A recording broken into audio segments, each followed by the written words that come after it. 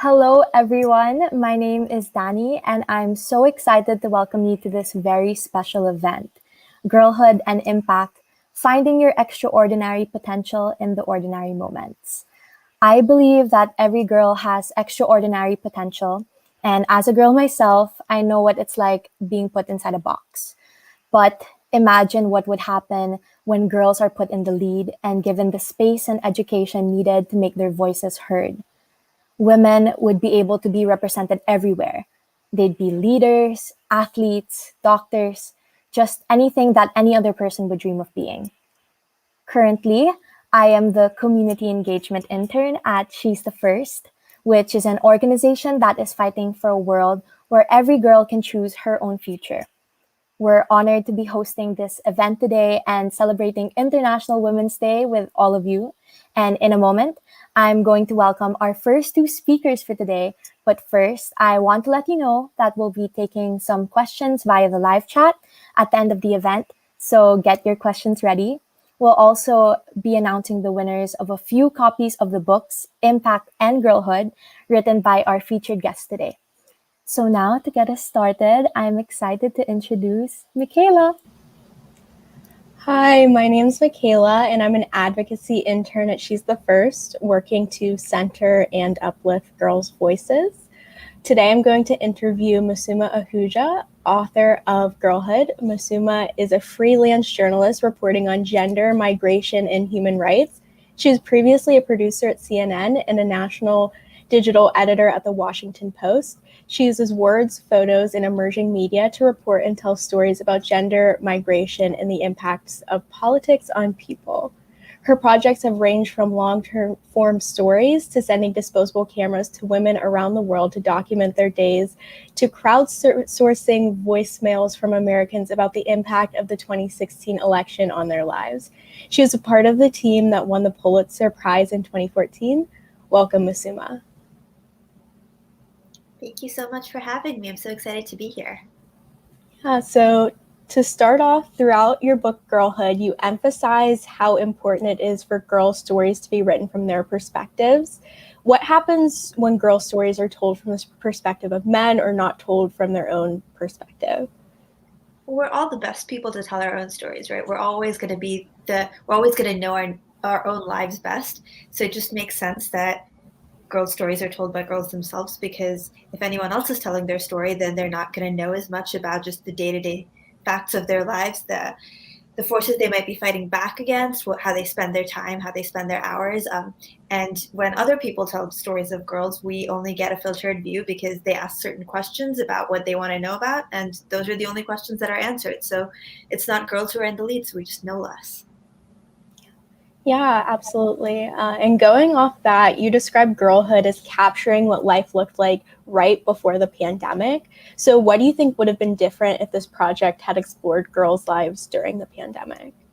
So the structure of the book is it has 30 girls from 27 different countries featured in it. And I asked each girl to share diary entries with us. So I gave her some sort of guidelines of the types of questions to answer. It ranged from like, what did you have for breakfast today, to like, tell us about what you're feeling today and what you're thinking about. And then also encourage them to kind of throw out the script and write about whatever they wanted to write about.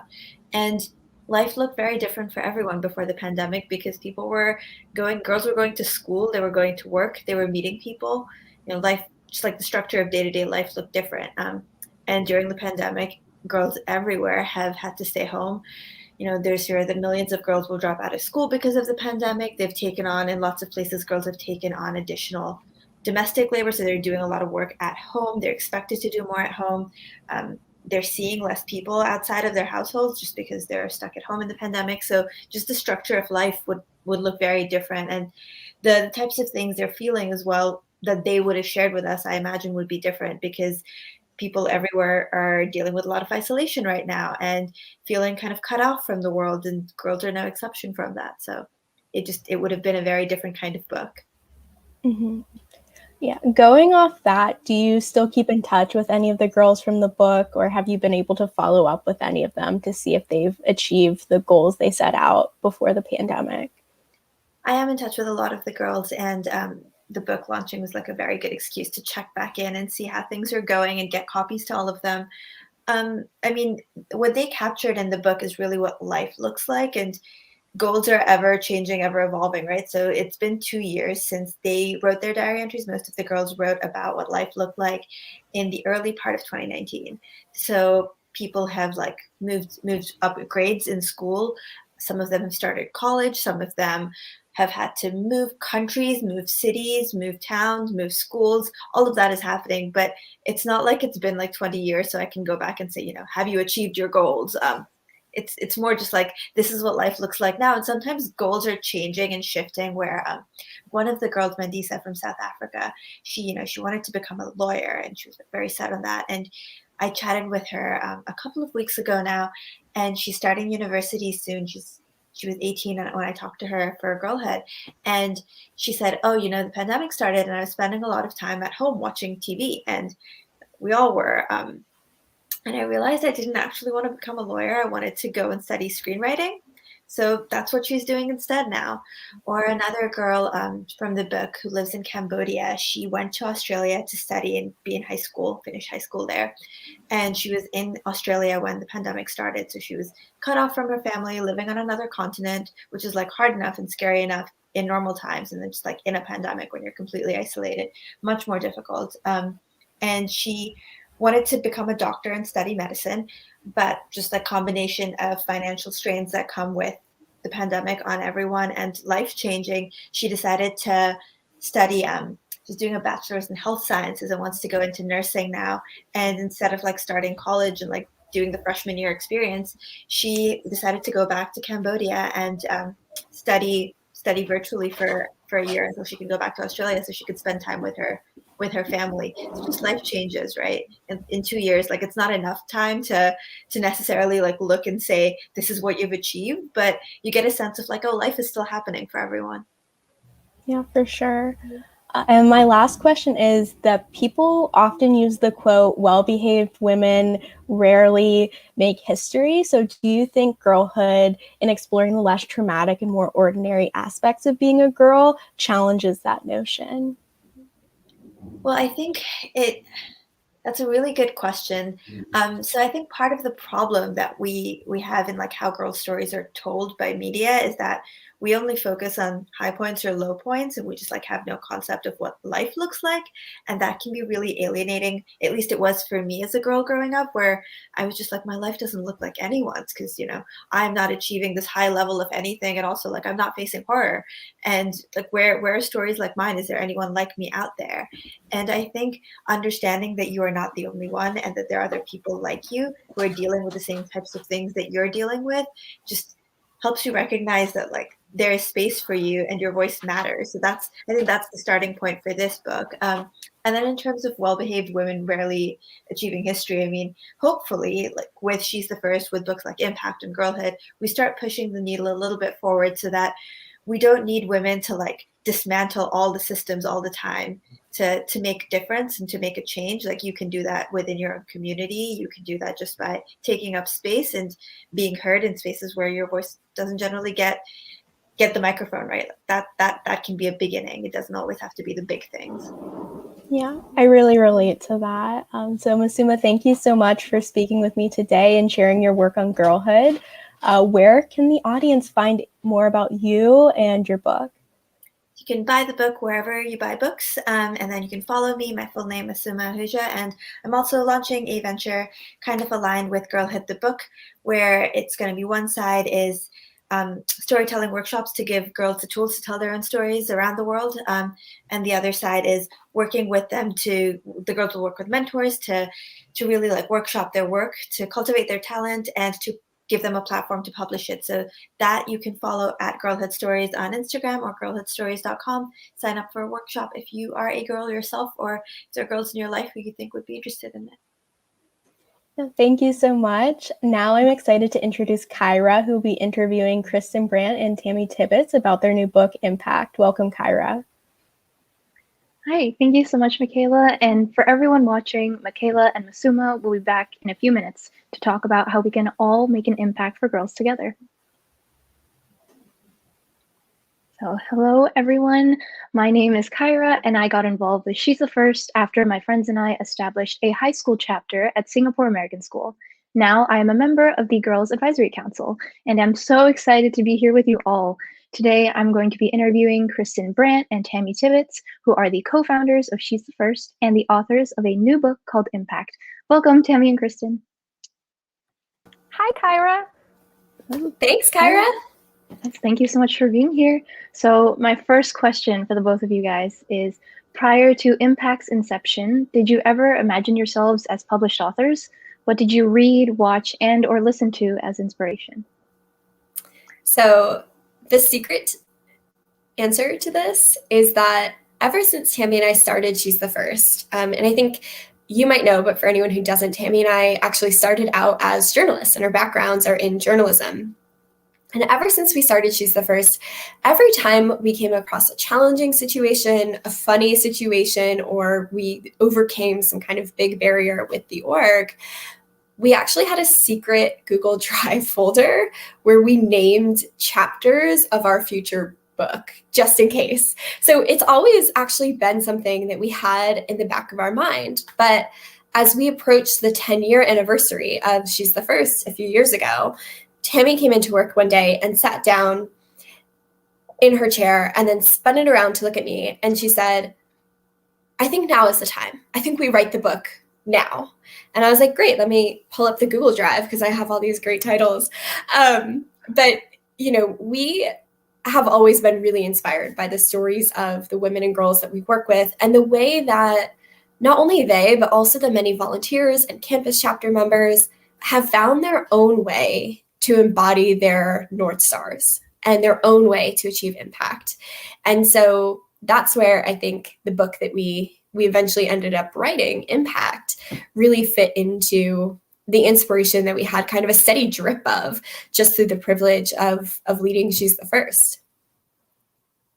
Yeah, that is exactly. Oh, that's awesome. I can relate to that. I don't have a secret Google Drive folder, but I do keep tabs of like inspirational quotes and things that I come by in like movies and books and things like that. So it's awesome to hear you guys have something like that too. So my second question for you both is, through Impact, you both ask readers to think introspectively or to think deeply about their own feelings and thoughts with intention. So this is evident throughout the book as you provide all different sorts of prompts that readers complete, such as figuring out one's North Star. So how do you both practice introspection in your daily lives? I think journaling is a big part of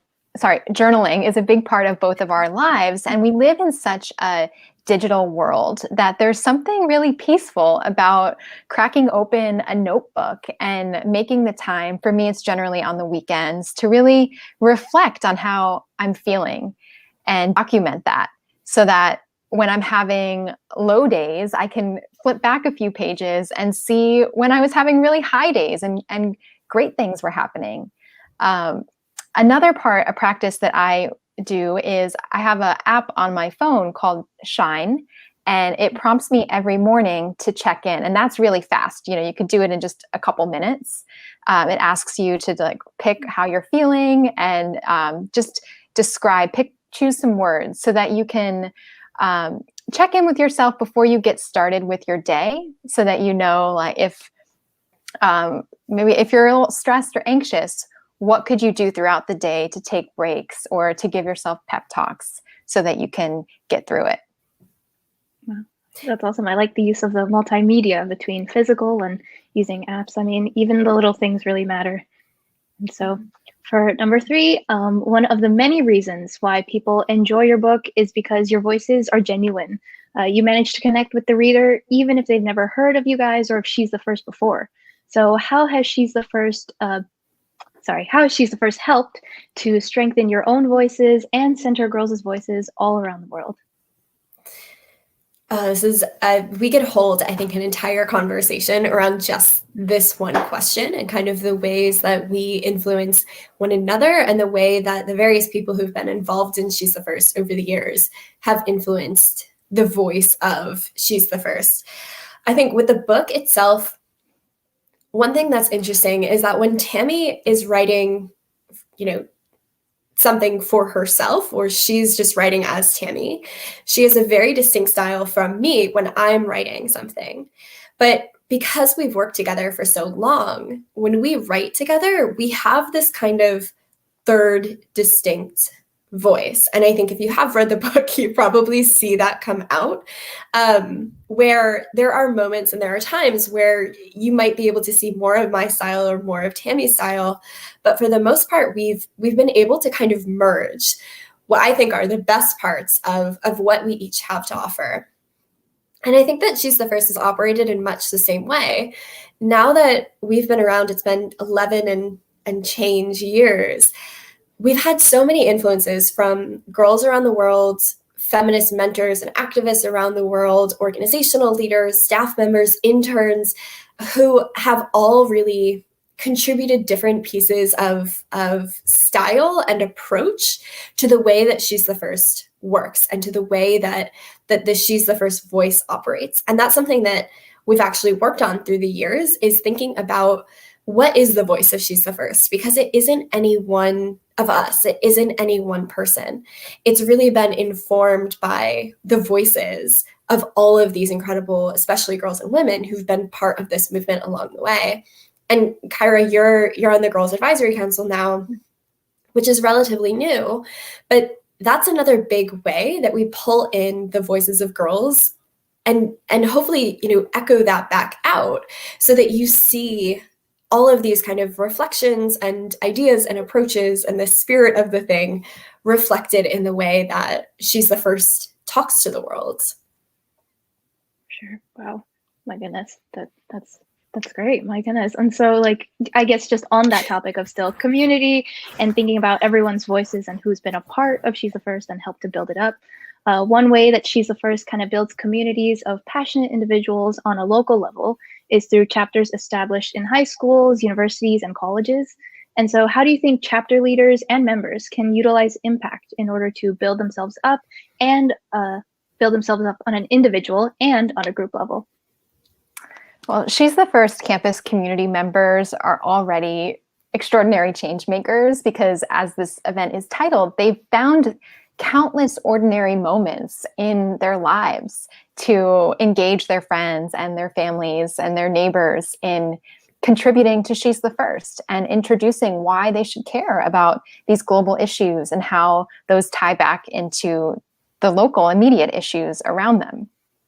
So I think that impact will be maybe our campus chapters. I feel like they always have great ideas swirling around and so much passion. Maybe impact would prompt them to put that more on paper and then think about themselves as an individual, because they're always spending so much time on their chapters. They're great leaders, to think about what their own trajectory, what they want that to be as they graduate from high school and then college.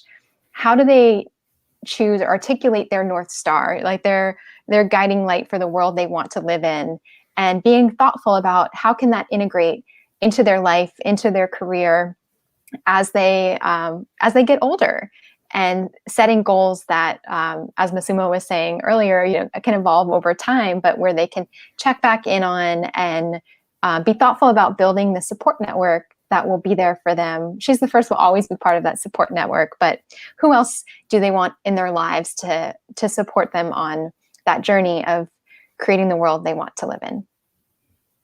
For sure. My goodness. So for my last question today, as once stated by Audre Lorde, there's no such thing as a single issue struggle because we do not live single issue lives. So how has your focus on intersectionality and intersectional feminism at She's the First encouraged you to work harder and continuously learn more in order to help girls globally? I think to the point of that quote, one of the things that's really important to recognize when you're working with girls is that gender is not the only potential barrier. There are so many other influences that are acting together to hold girls and women back in various ways. And so whether that might be her sexual orientation, her race, the tone of her skin, her religion, all of these other pieces, what we know is that it's the combination in a lot of ways of those identities that often means that patriarchy kind of puts this stop and puts this hold, and these various systems of oppression that we have operating in the world puts this stop and puts this hold. So if, as an organization and as activists, what we want to see is a world where girls and women are free to choose their own future, we can't just focus on the gender aspect and expect that that is going to fix everything. We have to recognize that there are other pieces at play that we need to work on and we need to address as well. And we need to recognize that so much of our power as girls and as women come from all of these layers of our identities that we bring to the table. And there is power in that, and there is beauty in that. And the world doesn't always recognize that in the way that it should. But at She's the First, it is so important to us that we are actively working to affirm that with and for girls all around the world, because it is in our wholeness, in the wholeness of all of these pieces of our identities that, we can really, I think, progress and create change. We can't leave part of ourselves behind as we kind of move into a bigger, brighter world. We want a world where you can be your whole self as a girl. And so that means working really closely with girls and women around the world who have different identities than those on the She's the First team to make sure that we're able to adequately address all of these challenges, or at least provide support for the girls and women who are addressing those challenges on their own.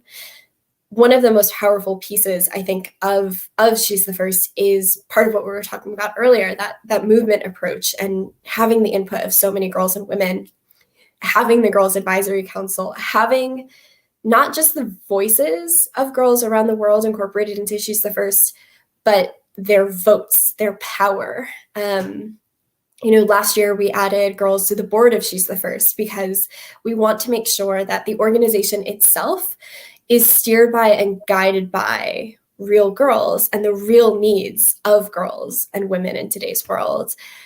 And that means an acknowledgement of all of the ways that all of our identities intersect, and not just an acknowledgement, but a celebration, because we're building something beautiful based on all of these incredible pieces that we bring to the table because of our various backgrounds. Wow, thank you both so much for your thoughtful responses. Before we wrap this part up, how can the audience keep up with you both and your work? You can visit planyourimPact.com to find out more about the book. And we're both really active on Instagram, so you can follow us and message us at CJ Brandt and at Tammy Tibbetts. Okay. Thanks, Kyra. Yeah, thank you. So now we're going to bring Michaela and Masuma back on screen for a lightning round of questions. So Michaela, would you like to get us started? Yeah, thanks, Kyra. For this section, whoever answers the question has to ask someone else the next question. Are we ready? Ready. Okay. Christen, what is the piece of advice from Impact you would have wanted to know most when initially developing She's the First? Oh, can I cheat and say all of it? Tammy and I really wrote Impact based on everything we learned throughout the process of running She's the First.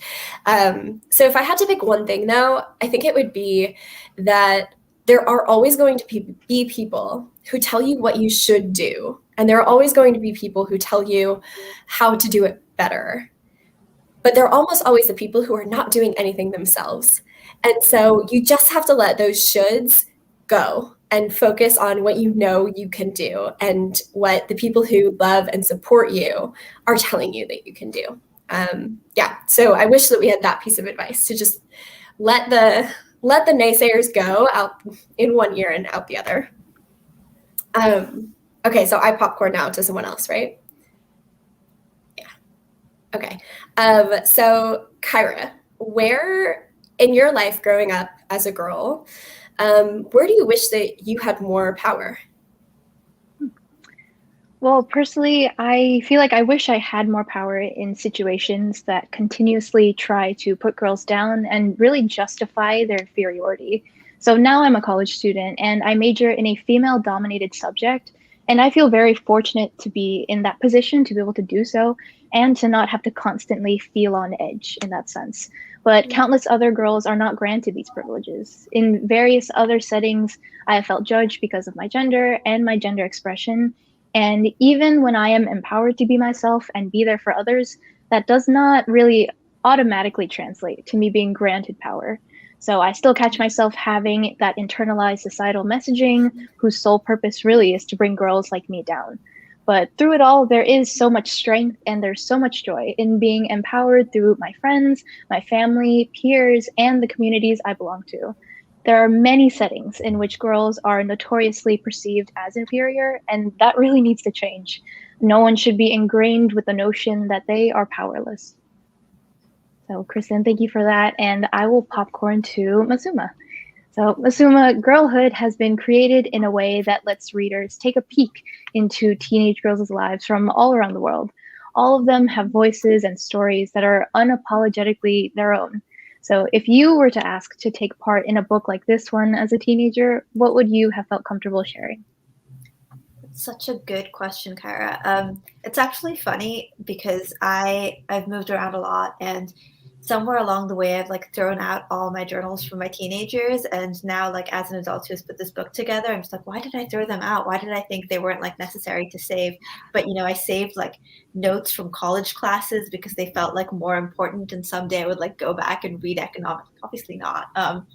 But I imagine that I would probably share a lot of like what similar types of things to what the girls wrote about in the book themselves, where a lot about my friends and the conversations I was having with them, and kind of what I was imagining into the future of like what I wanted my life to look like, what I wanted to grow up and do, what I wish I had more like time to pursue, the ways in which I also, because as I mentioned, I moved around a lot. I moved to lots of new schools. I had a lot of like trying to figure out my space in the world and like how I existed in the world, as an immigrant and someone who had moved schools a couple of times, living in a new country. And I think I probably would have like started to dip into that a little bit, where that was the kind of stuff I was like starting to think about. And it wasn't the kind of thing I was talking to my friends about, but I wished that I had someone to talk to about it. So I feel like those are hopefully the types of things I would have written about if someone came to teenage me and asked me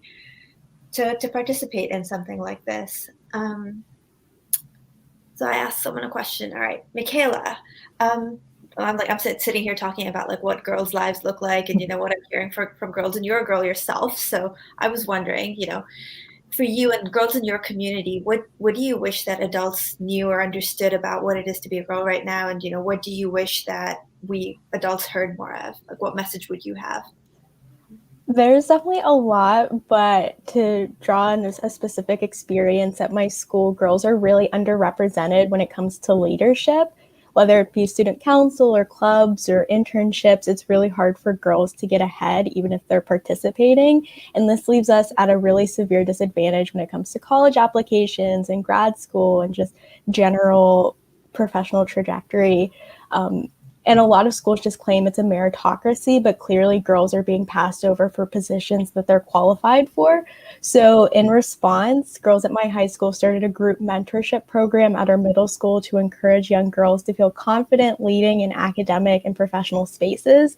And this showed me that if the adults aren't going to listen at our school, we will always find ways to advocate for ourselves. Wow. Thank you so much, all. So now we are going to take a few questions from girls all around the world. If you have a question you'd like to ask Michaela or me or any of our guests, now is a good time to drop them in the chat. Hi, my name is Leah. I'm 18 years old and I'm from California. My question is for Tammy and Christen.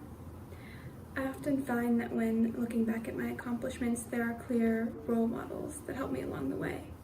Is there a particular event or person that you feel especially inspired this book? We love that question.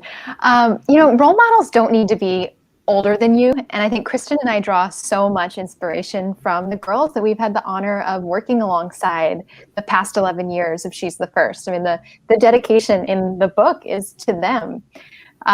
So I think that's where we get our drive. Like whenever there were days where we weren't sure that what we were writing was good enough, or when we're doing a big speech or something, we visualize the girls that we know, and we imagine them standing next to us, and their strength and their example has been a huge inspiration.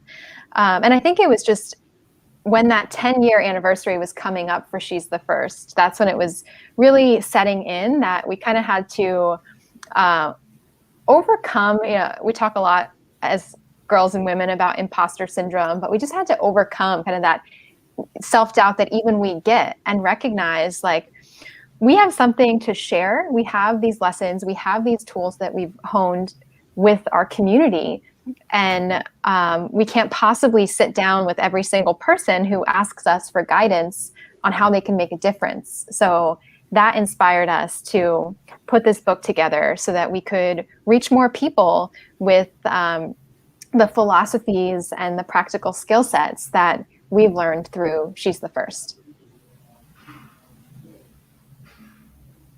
Hello, my name is Mude Jaite. My question is, if you are given a chance to change anything about being a girl or a woman in this world, what will you change and why? If not, what are the blessings of being a girl? Thank you. That is such a good question. Kyra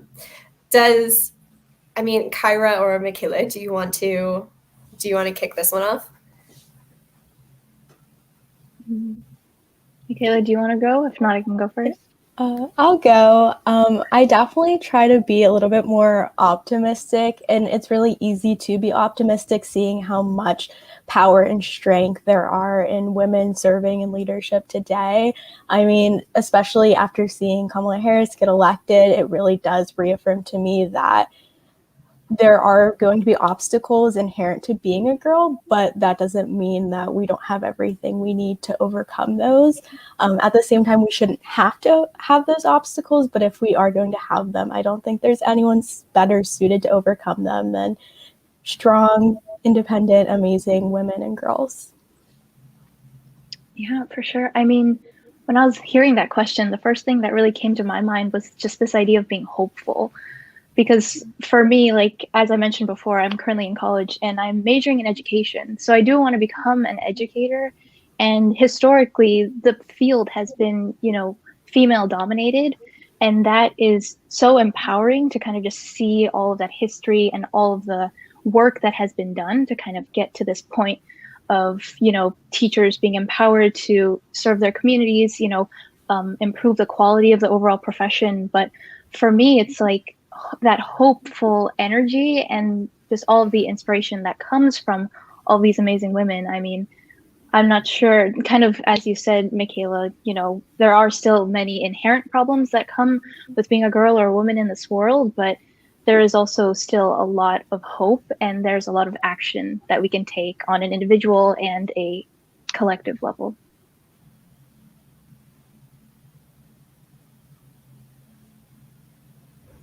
My name is Annalie. I am 21 years old. I'm from Southern California, but I'm in New York right now. I'm in college. One of my questions for you, and this is for all the writers, I know that you're all publishing your books, you're promoting. I love to write, but sometimes I get stuck on writer's block. I was wondering where you find inspiration when you're not 100% sure what to write, and how you kind of push through that.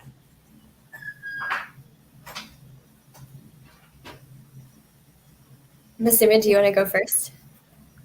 Sure. I relate to this question so much, so I'm right there with you most days of the week. And the thing that I found really helps me, I remember actually when I was starting to write Girlhood, I was just staring at the blank screen and felt like this overwhelming pressure if I'm not going to get it right. And a friend said to me, it seems like you're so worried about writing a good book that you refuse to actually write anything because you just want to make it perfect. And you need to get out of your head. And I was like, I don't know how to get out of my head. That's great advice, but how do you do that? And a trick that I found that really helped me was whenever I feel stuck, I open an email draft, and this email draft is now hundreds of thousands of words long, and start writing to someone I love and who I know will be a safe space. And I have a few friends who are the potential sendees of this email. And I just start writing about like why I'm feeling stuck.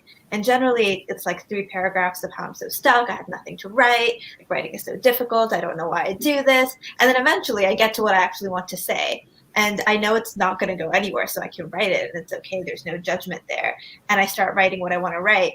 And that ends up becoming the work that is often like first draft of what's published. So just writing to a safe audience and a safe space where you know that you will be received with like love and support. And sometimes you don't know who that person is or what that can be, and that's really difficult.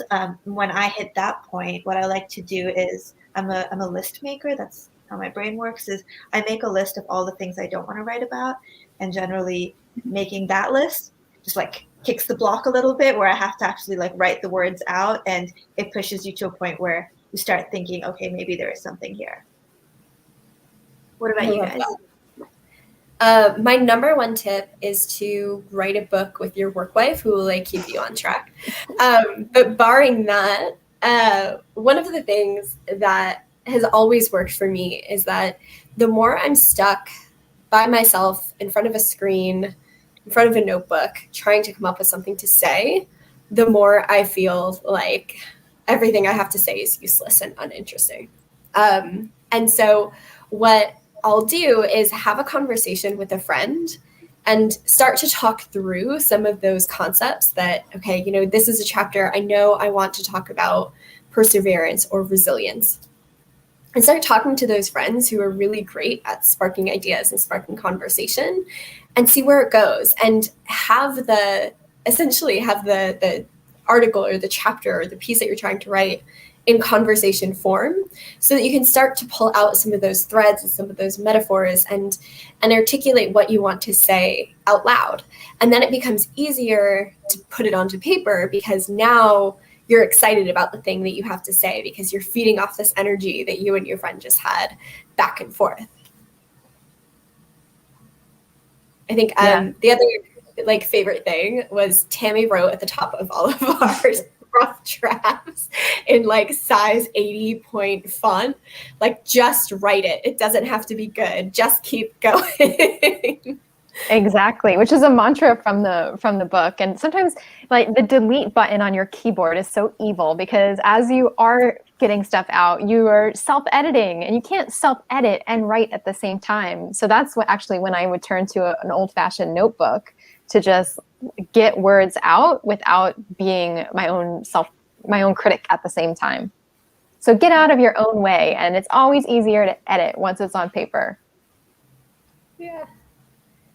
And I see in the live chat, Wude, who asked one of the video questions earlier, Masuma, she's wondering if you would want to answer that question too. As a reminder, it was, if you could change anything about being a girl or a woman in the world, what would you change? Or if you wouldn't, then what are some of the blessings of being a girl? That's such a good question. I mean, I don't think I want to change anything about being a girl, but I want to change the world so that it is a world which is more receptive to girls and gives girls more space and takes them seriously and gives them equal opportunities, right? Just making the world a better, safer, more hospitable place for girls, because I think girls have, all people, but girls have so much power and are silenced in so many ways in different places around the world, everywhere. That's like, I want to change the world. I don't want to change girls. Yeah. That's a great response. Is our friend Denny coming back? And we've got more questions. Yay, there she is. Sorry, I was on mute. So first, we're gonna take some questions from the audience. So let me check. Okay, so we have a question from Katie Riley. There are so many ways to make an impact for girls, it's overwhelming. What are your tips for getting started? I would answer that with a question back to people who are thinking about that, is what in your own life experience made a difference or made life challenging? So for Christen and I, what drew us to She's the First and the idea in the very beginning although it's become much bigger since, was around graduation. Like that was a big part of our lives because we were the first in our families to graduate from college, and we both received a scholarship that helped make that happen, and that's how we met each other. So that was kind of the first step of our journey, was being really focused on girls' access to secondary education. And then as we got into that, over the next decade, we began to really understand the full spectrum of girls' rights. But right now, you just need to take the first step. So I would ask, what was an experience in your own life that you can directly speak to, and start there? For sure, for sure. Does anyone else want to answer the question? Maybe Michaela or Kyra? I definitely think surrounding yourself with people in your community who are doing advocacy work has been the easiest way for me to get involved with organizing. It's really overwhelming. It's really hard to say where you should start or where you shouldn't start, but there are people who have been doing this for longer than I've been alive, and I know that they have so much wisdom to pass on to me. For sure. I feel the same way, especially being a young person. And we have another question from the chat from Joe, and he asks, what is your favorite part about your job or work for fighting for girls' rights?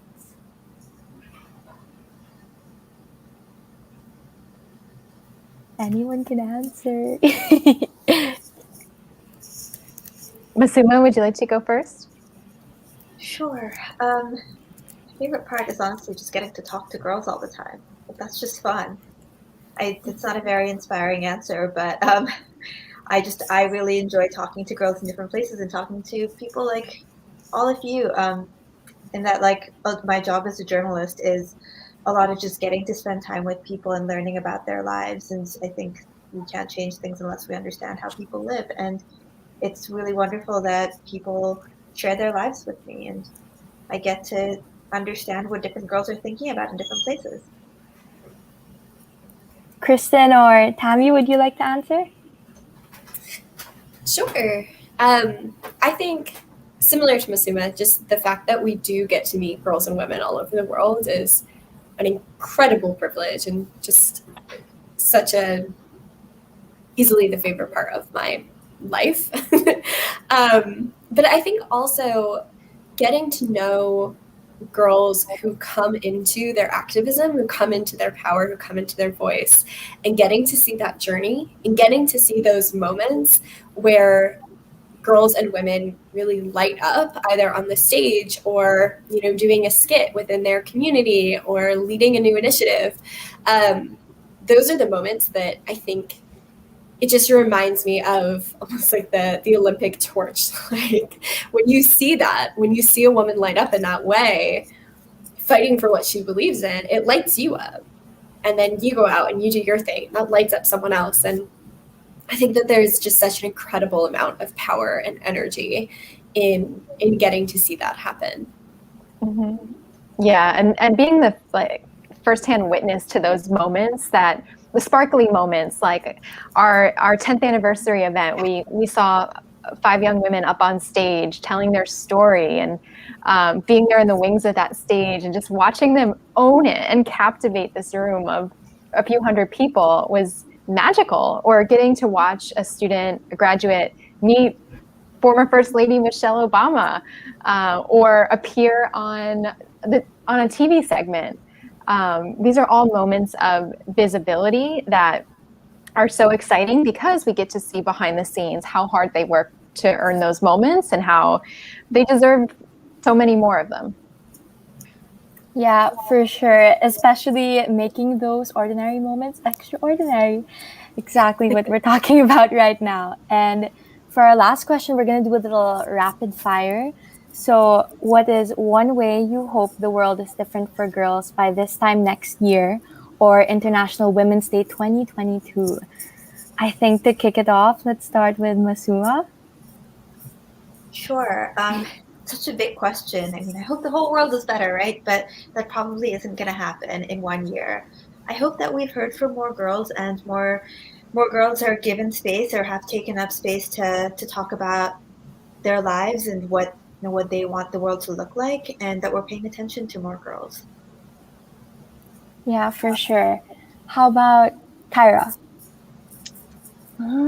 I guess by this time next year, I think kind of the same thing. It's that idea of centering girls' and women's voices around the world. I mean, especially, the past year has been really difficult, not only in the sense of the pandemic, but people having really difficult conversations, like as we were talking about with intersectionality, right? Discussions about race and gender and ethnicity, religion, everything. And so I feel like if we can, I guess in that sense, give each other a little more grace, be more open to gaining other people's perspective, like gaining and learning more knowledge, gaining other people's perspectives, and just being open to understanding, where people come from and kind of what they believe in.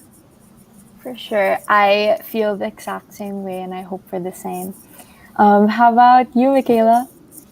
I really agree with what Kyra said. I hope we can learn how to have these difficult conversations, to hold people accountable, especially people who are perpetuating harm, in a way that's productive and not super performative or supposed to be like self-centered or self-serving. Yeah, for sure. Tammy, would you want to add on to that? Yeah, I think of how we started this year in January, and Amanda Gorman, our friend, was at the inauguration, and her words just reverberated and like shook the country. And then, this past week, when she just a few days ago tweeted that she was on her way home and she was racially profiled by a security officer who thought she was breaking into her own building. And she said, 1 minute you're an icon, the next you're a threat. And I was watching the Today Show, and they had a segment about her tweet. And I feel like that wasn't happening last year, like where a young woman's voice and her experiences is just now a part of our news cycle. And I think she's going to continue to lift up the voices of even younger girls. And I'm really excited to see how that kind of dovetails with the She's the First movement, with the Girlhood Stories movement, and just like all comes together and continues to grow even stronger into next year. Yeah, I feel the same way. And I actually want to hear from your work wife, Christen, on how she feels about this question too.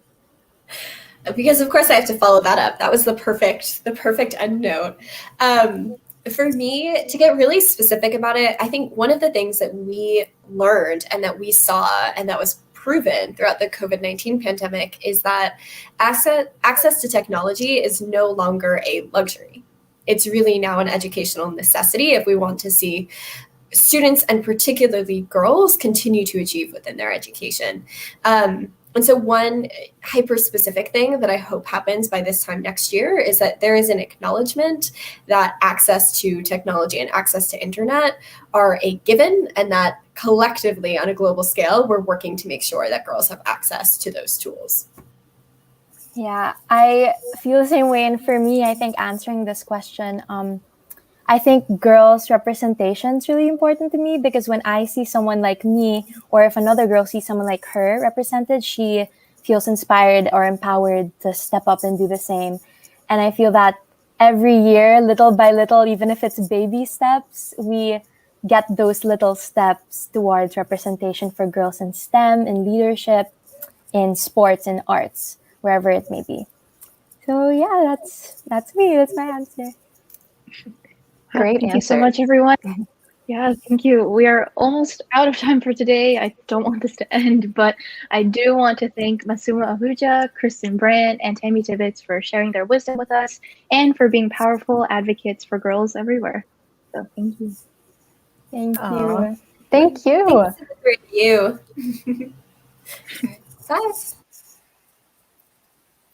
Yes, so thank you so much, everyone, for joining us today for this incredibly inspiring book event. And speaking of books, we have our winners from our book giveaway. So drumroll, please. I'm going to virtually drumroll here on my table. I'm so sorry if I pronounce your name wrong, but our first winner is Genesis Zalea. Woo! And Fiona Hines. Yay. So congratulations. And someone from our team will be reaching out to you about how you can get the books. And to all the women watching today, I just want to say advance happy International Women's Day. And if you haven't already heard, we're launching our Mentors Make It Happen campaign, and you are more than welcome to come and join us. So tomorrow you are invited to share a story of a mentor from a She's the First partner community or spotlight a mentor of your own. So all the information you need to participate will be on she'sthefirst.org/mentors make it happen. Again, she'sthefirst.org/mentors make it happen. It's on the screen right here. And you can also find more info on our social media pages, which is just at She's the First on Instagram and Twitter, and She's the First on Facebook. So that wraps up our day. Thank you, everyone. Goodbye.